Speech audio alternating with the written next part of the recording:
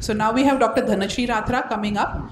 She is a senior consultant at Bhagwan Mahavir Vitreoretina Services, Shankar Nethralaya, Chennai, with 26 years of experience and has received multiple awards, including the Best Lady Fellow Award in '97, Best Consultant, JM Fava Award, and I cannot keep listing all of them. I think Madam is a very well known and a renowned person in vitreoretina and ophthalmology in India. She has over 95 peer-reviewed publications, book chapters, and a lot of invited lectures. And she is going to speak to us about how to write a review article and a meta-analysis. Dr. DHANASHREE Ratra.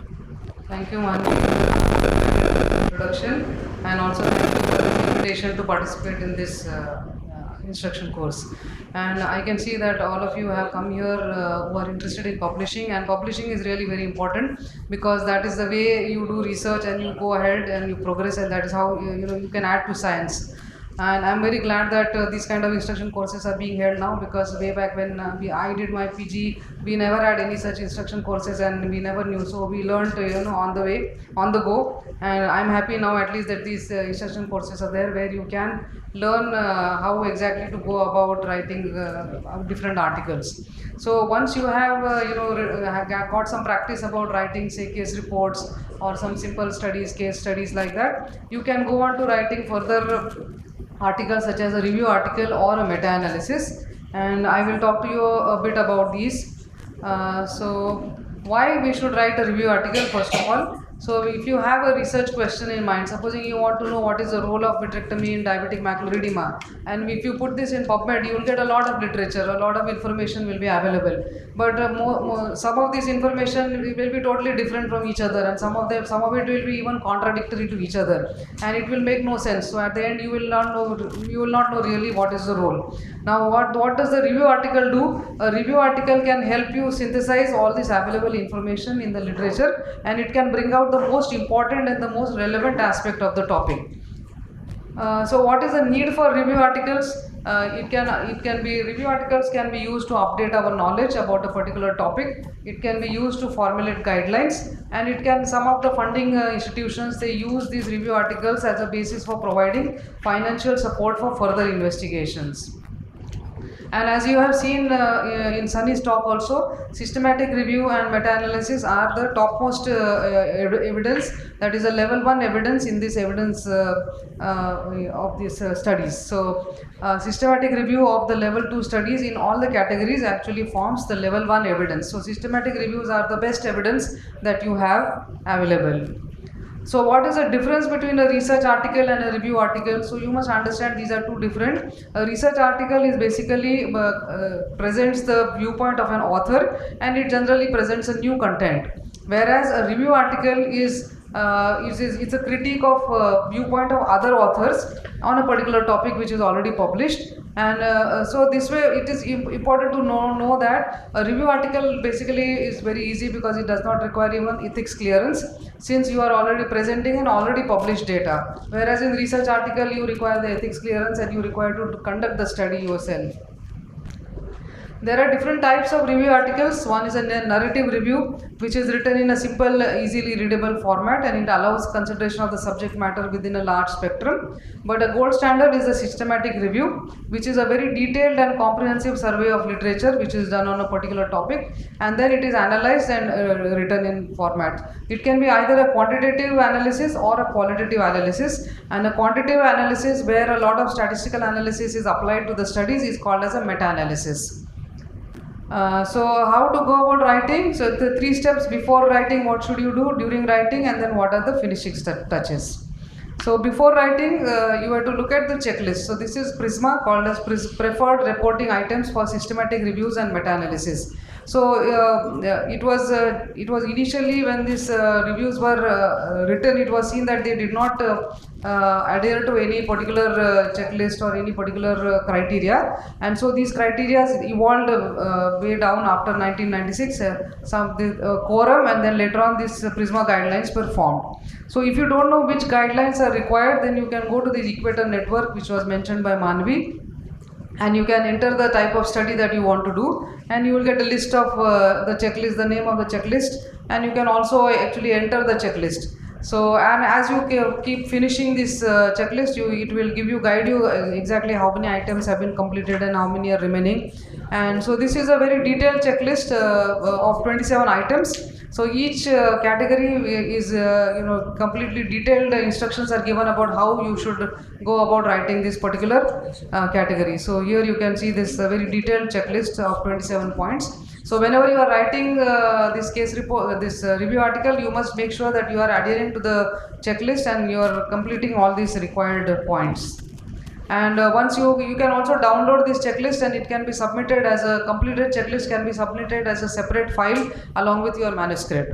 So once you have in mind to write about a review article, you need to have a research question, and it is helpful to divide the research question into different components, and the most important, most commonly used is this PICO.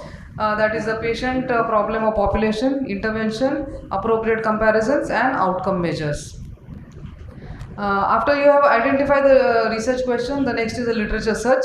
Literature search is again a different talk altogether, but stick to the scientific methods of literature search. So you can go to Medline or Embase, Google Scholar, or peer-reviewed research articles, and previous reviews on that topic also can be seen. However, social entities such as Wikipedia or blogs are not the correct areas where you should look for your literature.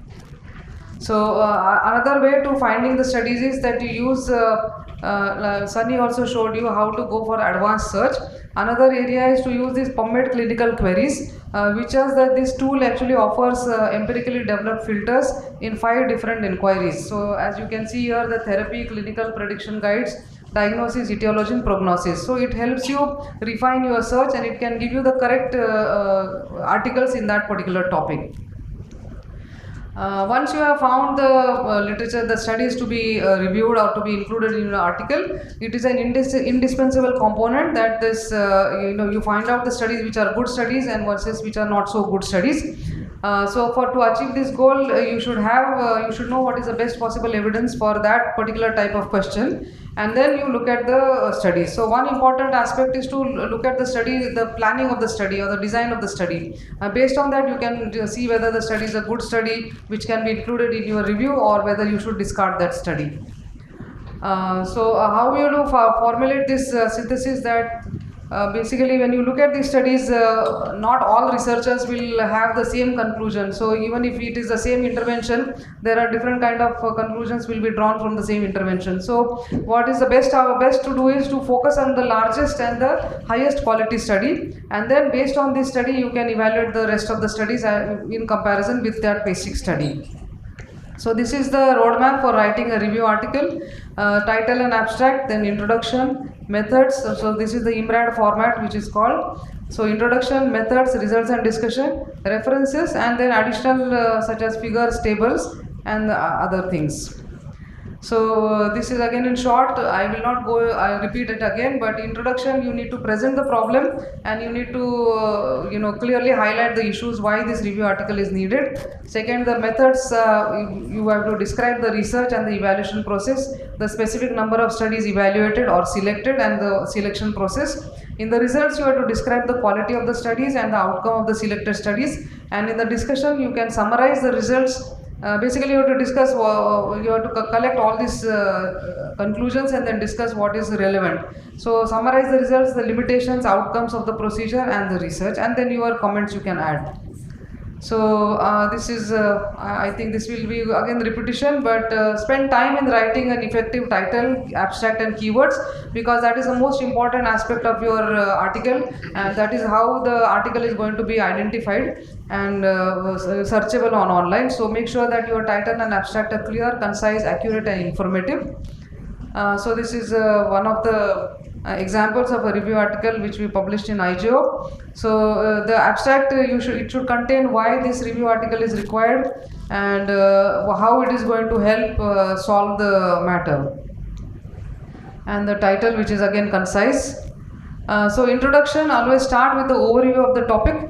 Give some context and then explain why the review is necessary in this topic. gather research to inform your introduction and make it broad enough to reach out to a large audience. So this will maximize the impact of your article. Include critical discussion, so make sure that you present the critical discussion and not just a descriptive summary of the topic. And if there is a contradictory research in your area, then you can even add an element of debate and present both sides of the argument.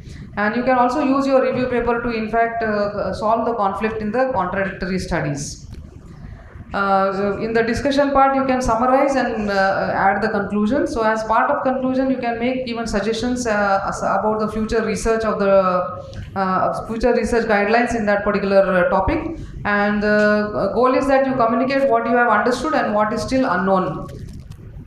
Additional things that you have to write about the financial support, conflicts of interest, bibliography. Then figures are, if needed, you can add some figures and legends. Some tables can be added, as already described by Manvi.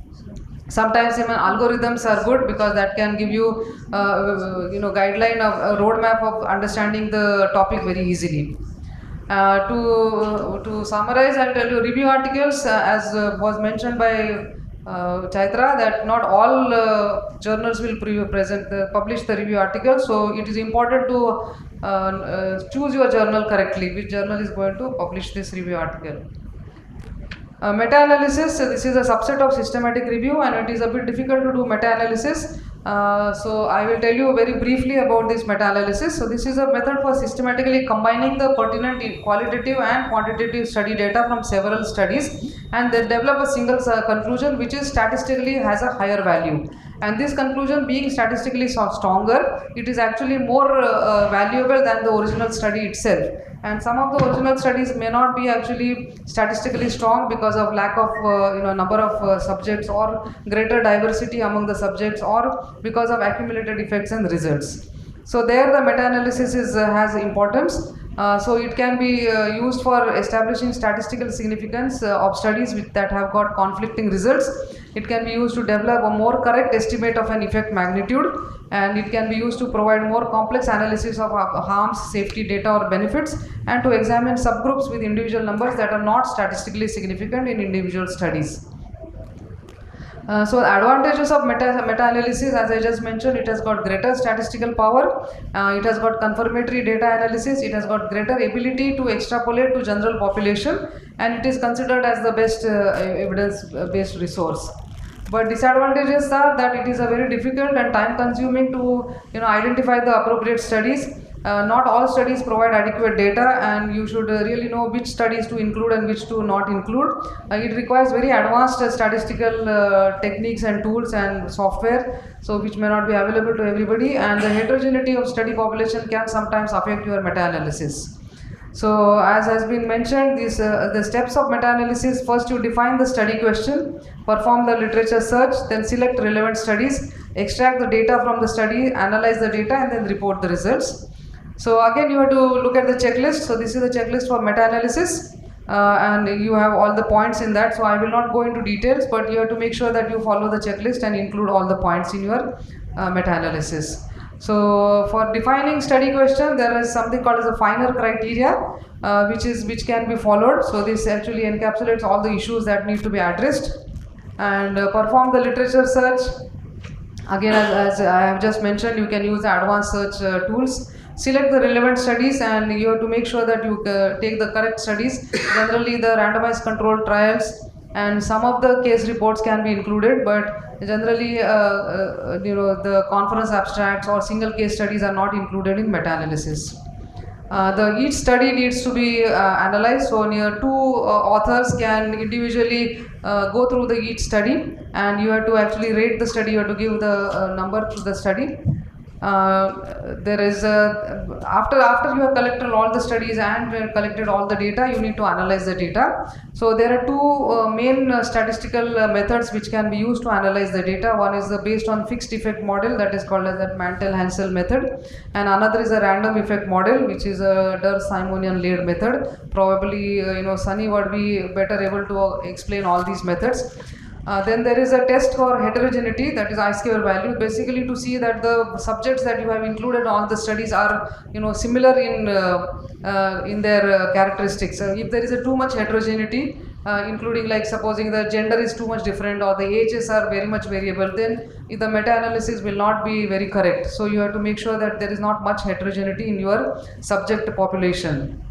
Then you have something called as a funnel plot. This is basically to assess the publication bias. So publication bias is that oftentimes, the studies which have got negative results will not be published. So what you see in the published results will be all the good results, all the positive results. So that may give a publication bias in your meta-analysis. So this needs to be assessed. Forest plot is basically a graphic illustration of the meta-analysis, statistical analysis that you have done in your meta-analysis. And again, I will not go into detail, but this basically shows you these some circles and this diamond. Diamond is the summary statistic, and the size of the circle and the line that you see indicates the importance of the study. So again, in meta-analysis, once you have prepared your meta-analysis, again you have to choose the correct journal. So it should be a PubMed index journal, peer reviewed with a good impact factor. Again, you have to look at the article processing charge and how much time is required for review and accepting. So this is again common for all the studies, all the publications that you would do.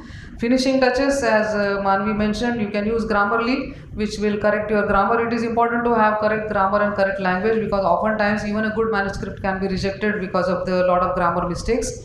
Formatting should be done, good aesthetics, referencing style for each journal is different, and you need to make sure that you are following that. So look at the word limit, the cover letter, copyright and plagiarism.